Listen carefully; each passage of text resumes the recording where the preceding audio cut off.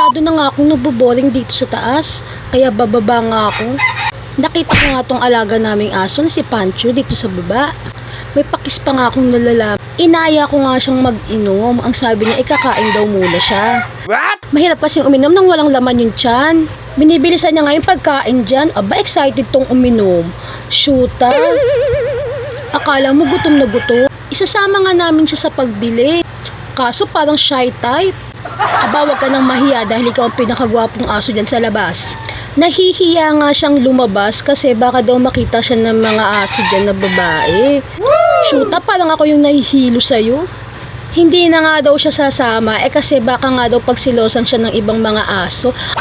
Buti pa to, may confidence sa sarili. At feeling GGSS, gwapong-gwapo sa sarili. O sige na, pumasok ka na lang sa loob. Kasi baka madamay pa kami, mabagal pa naman kaming tumakbo. Naglakad na nga kami ni Isa papuntang langit. Diyos ko Lord, wag muna, masyado pa kaming bata. Pupunta nga kami ng grocery para bumili ng alak. At sa Gedli nga, may nakita kaming ihawan. Bibili nga kami ng inihaw kasi masarap yan pag may kasamang inumin. Sa mga maihilig nga palang kumain ng barbecue dyan, located nga pala to sa Block 41. Syempre, malapit sa amin to. Kung makapili nga to si Isa, akala mo maraming kukunin. Pero isang piraso lang naman. Syempre, naka-budget meal lang kami at napakagwapo nga netong tindero na to, oh. Masarap nga yung tinitinda nila. Alam niyo bang napakamura lang ng mga yan? Hindi ko na nga sinasabi kung ano yung isa-isa. Pinapakita ko na lang sa inyo kung anong tsura niyan. Siguro naman, alam niyo naman kung anong tawag dyan, diba? Wag siyo nga. Tuwa nga itong tindero na to, mukhang kilig na kilig.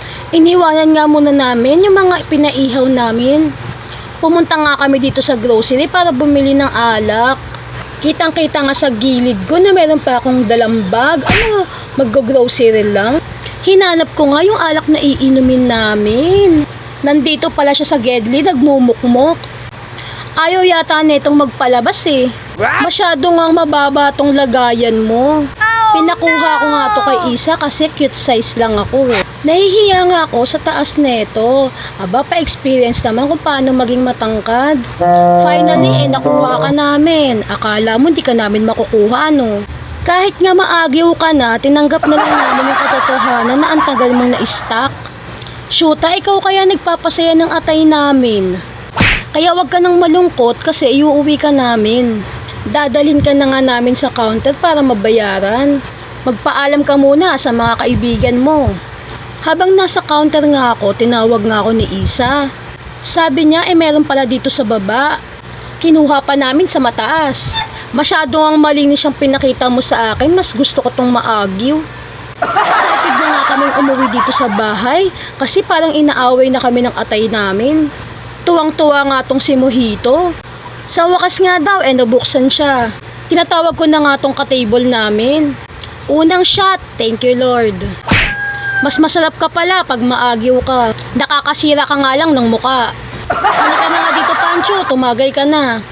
Bigla nga siyang nawala sa mood. Naamoy niya nga yung pulutan namin. Sabi ko, tumagay ka muna bago ka mamulutan. Kahit anong ang papansin mo, hindi ka namin papansinin. Aba, mas mahalaga atay namin sa'yo. Aba, may hilo lang kami sa'yo, di kami malalasing. Aba, patampo-tampo ka pa, nandiyan ka pa sa ilalim ng lamesa. Maglaro ka nga muna ng maglaro dyan. Hanggang sa mahilo ka. O diba, hindi ka na nag-inom, nahilo ka pa. Mukha nga mapipilitan siyang uminom dahil sa pulutan. Kita nyo ba yan? Aba, pandayo yan sa mga inuman. Kung inuman nga lang yung pag-uusapan, aba, lumaban kayo sa amin. Sige, subukan nyo. Mukhang malapit nang mamaalam si Mojito. Uy, may bago kaming table. Eto kaya, labanan nyo sa inuman. Ewan lang kung hindi kayo bumaliktad. Hinilan pa nga namin ng isang kasama si Mojito para till death do us part. Yun lang.